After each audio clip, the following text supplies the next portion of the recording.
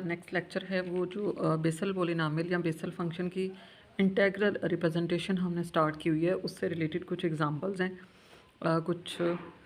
उससे related practice questions हैं। ये 2-3 मैंने किए हैं, ये मैं आप लोग को करवा देती हूँ। कुछ 1-2 छोड़े हैं, वो आप लोगों ने खुद कर लेने हैं, ठीक है। तो ये है असल में एग्जांपल 6.21 जो आपकी बुक पे दी हुई है। और एग्जांपल क्या है कि आपने प्रूव करना है integral 0 to infinity e raise to power minus a x J not b x d x equal to 1/√a² प्लस b², ठीक है। यानी अगर आप बेसल पोलिनोमियल ऑफ ऑर्डर 0 और मल्टीप्लाई करें इस एक्सपोनेंशियल फंक्शन के साथ और इसकी लिमिट ले लें आप इंटेग्रल की फॉर्म में 0 से इन्फिनिटी तक, तो आपके पास ये चीज़ आ जाती है, ठीक है। तो ये बहुत ही इंपॉर्टेंट क्वेश्चन एग्जांपल है, क्योंकि इससे रिलेटेड कुछ एप्लीकेशन वाले क्वेश्चंस भी हैं, इसलिए आपने इसको ध्यान से करना है। जो इंटेग्रल रिप्रेजेंटेशन है बेसल फंक्शन की, वो हमें पता है, वो हमने कल कर ली थी। Jn(x) is equal to 1/π 0 to pi cos of n theta minus x sine theta into d theta, ठीक है। अब अगर इसको आप ध्यान से देखें तो हमें एक बेसल पोलिनोमियल चाहिए ऑफ ऑर्डर 0 का, ठीक है। इसका मतलब है हम इनकी जगह पे 0 पुट करेंगे। तो हमने क्या किया, पुट n इक्वल टू 0। जब आपने 0 पुट किया तो ये आपके पास चीज़ आ गई, ठीक है। अब जो x है, x की जगह पे आपको bx चाहिए, तो फिर x को भी हम रिप्लेस कर देंगे bx के साथ, तो आपके पास आ जाएगा 1/π 0 to pi cos bx sine theta d theta, ठीक है। फिर आप इसको इस एक्सपोनेंशियल फंक्शन के साथ, जो आपको चाहिए एक्सपोनेंशियल फंक्शन, उसके साथ दोनों साइड्स को आप मल्टीप्लाई कर दें। मल्टीप्लाई करने के बाद हम एक और इंटीग्रेशन लेंगे। देखें, जो पहली हमारी इंटीग्रेशन है वो जा रही है dx के ऊपर, ठीक है। अभी हमने एक और इंटीग्रेशन ले ली है, वही वाली 0 to infinity d x e raise to power minus a x, ठीक है। यही इंटीग्रेशन हमें चाहिए थी ना, लेकिन ये जो इंटेग्रल वाली फॉर्म है, एक इंटीग्रेशन इस पर भी मौजूद है जो डी थीटा के रिस्पेक्ट से, ठीक है। तो आपने ध्यान रखना है इन दोनों चीज़ों को मिक्स नहीं कर देना आपस में। जब ये वाला फंक्शन जो है e raise to power minus a x J not b x, इसके आप इंटीग्रेशन लेंगे दोनों साइड पे, यानी यही वाला फंक्शन दोबारा से बनाएंगे, तो ये आपके पास आ गया 0 to infinity e raise to power minus c x. अब ये जो डी एक्स मैंने पहले लिखा है, ये सिर्फ इस वजह से लिखा है कि आप कंफ्यूज ना हो जाएं कि एक्स जो है वो कहाँ पे है और थीटा जो है वो कहाँ पे है, ठीक है।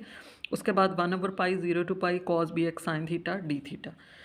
अब हम क्या करेंगे, क्योंकि ये कांस्टेंट है 1/π, चाहे आप एक्स के लिहाज से लें चाहे थीटा के लिहाज से, तो इसको हम बाहर कर देते हैं। 0 टू पाई इंटीग्रेशन जो है उसको भी हम अलहदा रख लेते हैं, और दूसरी इंटीग्रेशन हम जो है वो अप्लाई कर देते हैं। बल्कि यहाँ पे आपको लिखना चाहिए दूसरी इंटीग्रेशन जो है वो 0 से इन्फिनिटी तक है, ठीक है हमारे पास।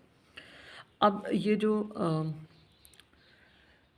Cos b x sine theta था, cos b x sine theta, इसकी हमने वैल्यू लिख ली है एक्सपोनेंशियल फंक्शन में। अगर आप लोगों को याद हो, आपके पास अगर कॉस थीटा हो तो आप उसको किस तरह लिखते हो, ई power iota theta plus e power minus iota theta और डिवाइडेड बाई 2, यूँ हम इसको लिखते हैं, ठीक है। अब थीटा की जगह पे हमारे पास है बी एक्स साइन थीटा, तो हम लिखेंगे e power iota b x sine theta plus e power minus iota b x sine theta divided by 2, ये कॉस की वैल्यू है, ठीक है। अब ये सारा फंक्शन है ये एक्सपोनेंशियल फॉर्म में, अगर 2 को हम बाहर ले आते हैं क्योंकि ये कांस्टेंट है, तो 1/2 हो जाएगा। 0 टू पाई वाली इंटीग्रेशन बाहर है, डी एक्स वाली इंटीग्रेशन हमने पहले अप्लाई करनी है, ठीक है। अब ये भी एक्सपोनेंशियल फंक्शन है, ये भी एक्सपोनेंशियल, और ये भी। बाहर वाले एक्सपोनेंशियल फंक्शन को अंदर मल्टीप्लाई कर दें, क्योंकि बेस एक जैसी है तो पावर्स ऐड हो जाएंगी, एक ये एक्सपोनेंशियल फंक्शन आ जाएगा, एक ये, और डी एक्स डी थीटा। तो पहले हम इंटीग्रेशन अप्लाई करेंगे डी एक्स वाली, क्योंकि ये पहले है हमारे पास। जब आप इसको एक्स के रिस्पेक्ट से इंटीग्रेट करेंगे तो exponential function as it is लिखा जाएगा और डिवाइडेड बाय पावर का डेरिवेटिव, और ये आपकी पावर है, इसका आप डेरिवेटिव ले लेंगे।